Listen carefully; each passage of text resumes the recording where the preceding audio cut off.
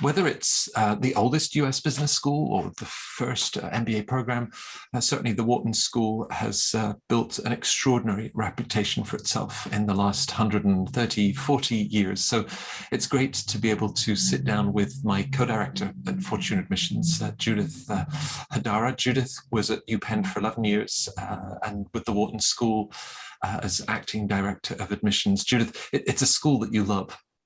Yes, it is. And I should tell you, it was founded in 1888. There we go. We can do the GMAT math from there, right? Yeah. Claim to fame was being the oldest business school in the United States. So glad to be with you today, Matt. And it is a school that I'm very, very connected to still, having, as you said, served on the admissions committee for 11 years and really feel compelled to share what I know about the school, the students that go there, and the wonderful community that it has been since then. Right. Now, of course, you were drowned in thousands of applications every year, and you blush whenever you think of just how many of those applications that you read. So as you look through all of that and this tremendous sort of diversity that you're trying to bring into the class, if we really drill down, what do you think are the fundamentals that Wharton is looking for in an MBA candidate? Without a doubt, Wharton is really based on teamwork, and you know that from everything they talk about as they share who they are with the world, through the interview process, which, as many of you know, is the team-based discussion.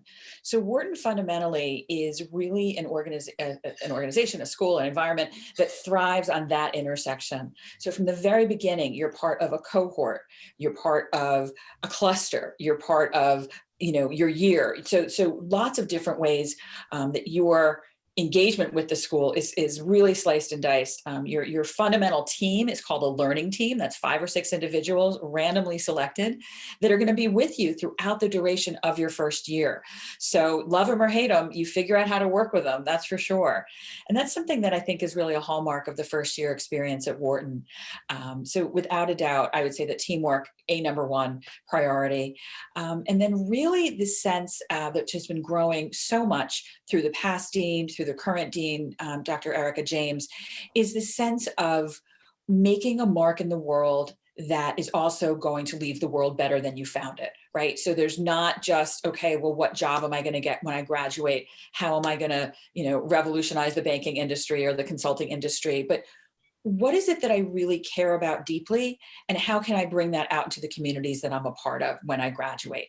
And I think that admittedly that has changed over the past 2 decades, where perhaps Wharton was very well known for being a place that had a lot of finance, a lot of consultants kind of going out into those industries. But now the impetus and the thought process that goes into the classroom work, exercises, experiential learning is really based on how are you going to take your skills and really drive home that message to the broader community when you leave?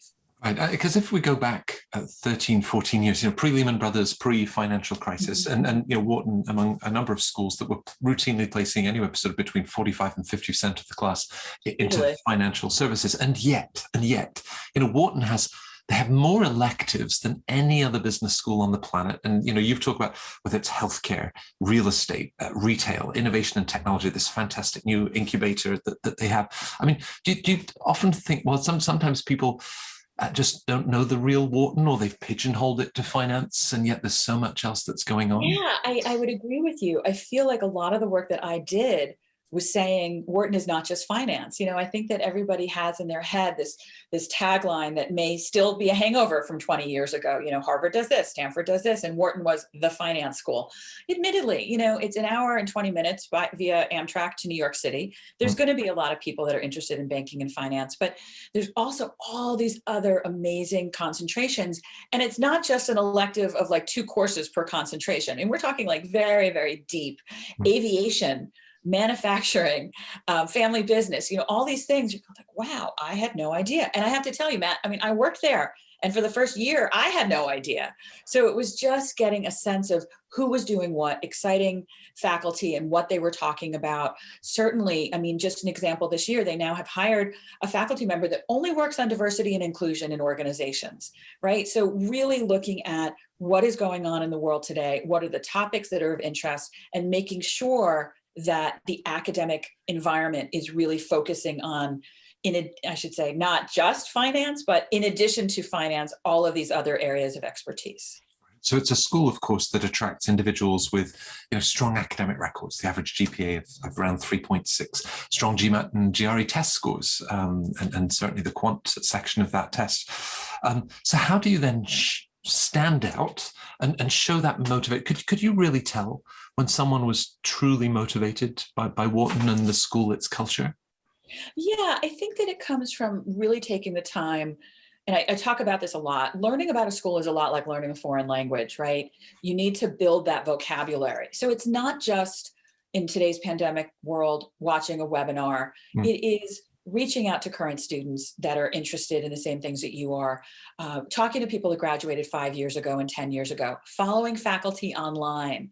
You may not ever speak with that particular faculty member, but you kind of know what the research is that they're doing. So it's absorbing the nature of what the school is, and how that possibly could be a good fit for you.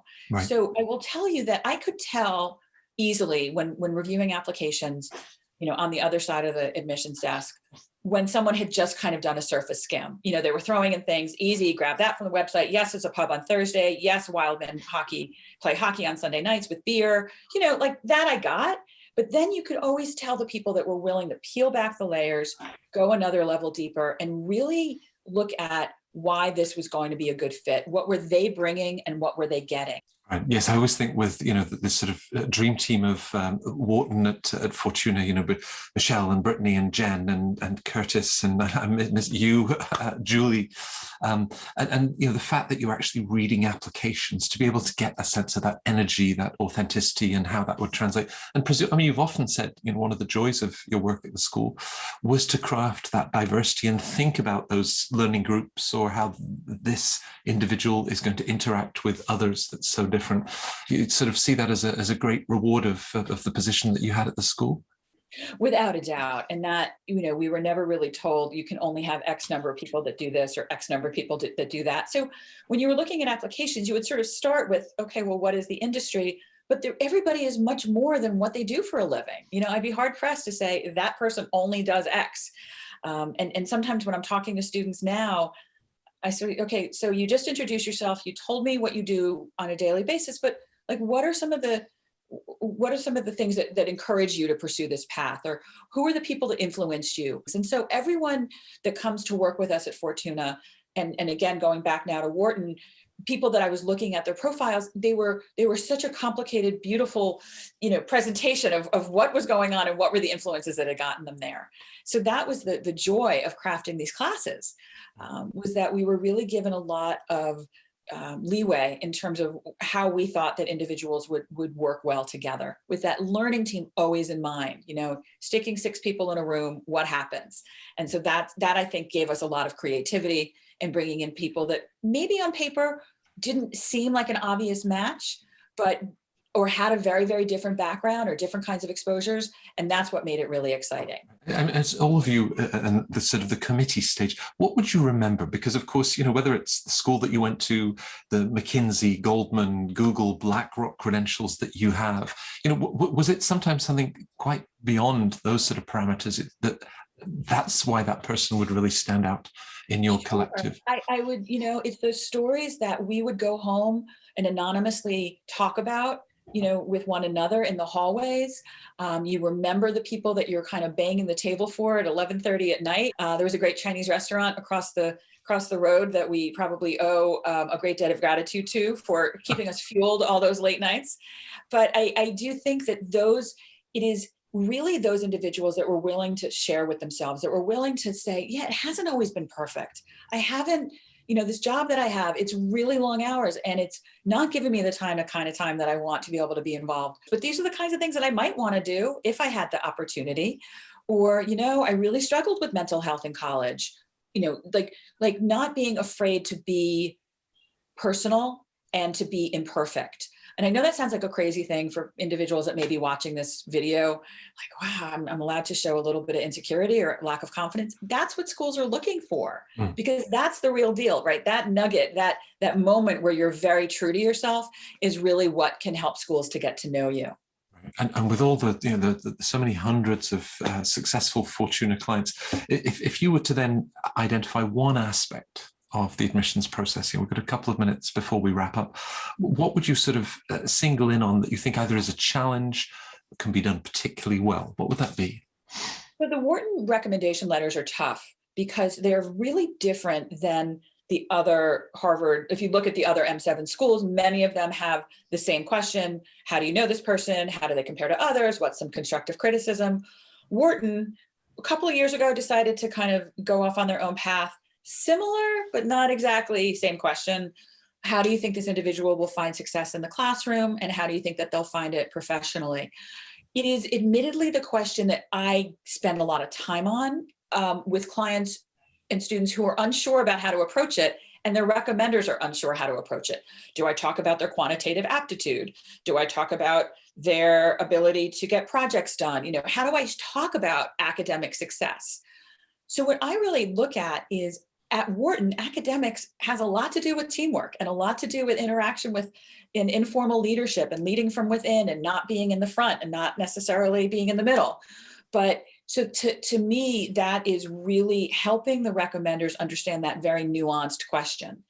It is a little misleading. I think Wharton could probably do a better job of wording it, because it's not just about the nuts and bolts of how are they going to perform on this test, but really what are those interplays when they're in the classroom and then working in learning teams and working on group projects. So that to me is a little bit of a tricky one. And the same thing goes for, in industry. It doesn't necessarily mean that they're going to be a leader in their field, but that they're going to be someone who is impactful whatever they decide to do. So I would say the questions themselves are not difficult per se, but they require extra attention and a word to the wise. It's not the kind of thing that you can just flip what you've done for other schools and insert it. Right. It is going to require a little bit more sort of massaging of the message. Yeah, got it. Well, of course, whether the Wharton, other M7 schools that you're looking at, the recommenders that you're thinking about, the vulnerability that you're wondering, how you could best share in the application with Judith and all of our team at Fortuna, do reach out to us to share your stories, get our insider expertise and advice about your chances applying to Wharton and these other fantastic business schools. Thanks for following this video, Judith. Thanks for such great advice. Thank you. Always a pleasure. See you again soon.